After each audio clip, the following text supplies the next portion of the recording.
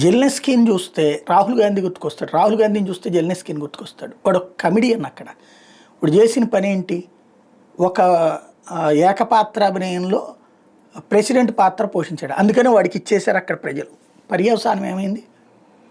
దగ్గరగా ఓ 50,000 మంది ప్రజలు ప్రాణాలు కోల్పోయారు, ఓ 1,00,000 మంది సైన్యం ప్రాణాలు కోల్పోయారు, ఒక 50 లక్షల మంది దేశం విడిచిపోయారు, ఒక 50 లక్షల మంది ఆస్తులు, 1 కోటి మంది ఆస్తులు వీధిని పడ్డాయి.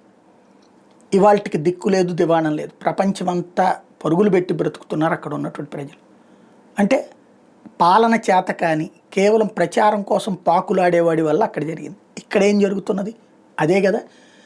మన్మోహన్ సింగ్ తయారు చేసినటువంటి బిల్లుని చించవతల పడేయడం ద్వారా తను గొప్పవాడిని నిరూపించుకునేటువంటి దశలో ప్రజాగ్రహం చిత్కారానికి గురై వరుసగా 3 టర్ములు ఓడిపోయినటువంటి రాహుల్ గాంధీ 99 సీట్లు వస్తే గెలిచాడన్నట్టుగా బిల్డప్ చేయడం ఒక ఎత్తు అయితే, ఇవాళ బీహార్ ఎన్నికల్లో నరేంద్ర మోడీని ఓడిస్తే అప్పుడు నితీష్ కుమార్ కాస్త తనకు అండగా వచ్చేస్తాడు, అప్పుడు నితీష్ కుమార్ చేతన ప్రభుత్వానికి ఉపసంహరింపజేసి మెజార్టీ చంద్రబాబు నాయుడు మీద కూడా ఒత్తిడి తీసుకొచ్చి ఓవరాల్గా ప్రభుత్వాన్ని అధికారంలోకి తను తెచ్చేసుకోవాలి అన్నటువంటి ప్రయత్నం ఏదైతే చేస్తున్నాడో అది ఎంత పెద్ద కుట్ర అంటే, ఈ దేశపు వ్యవస్థలను చిన్నాభిన్నం చేసేటటువంటి ఒక పెద్ద ప్రయత్నం చాలా సీరియస్గా చేస్తున్నారు. కాకపోతే అక్కడ ఉక్రెయిన్లో అతను చేసిన దానికి అండగా నిలబడ్డటువంటి అమెరికా, యూరప్ దేశాలు ఎక్కడ కూడా అండగా నిలబడచ్చు వీడికి, ఇతనికి.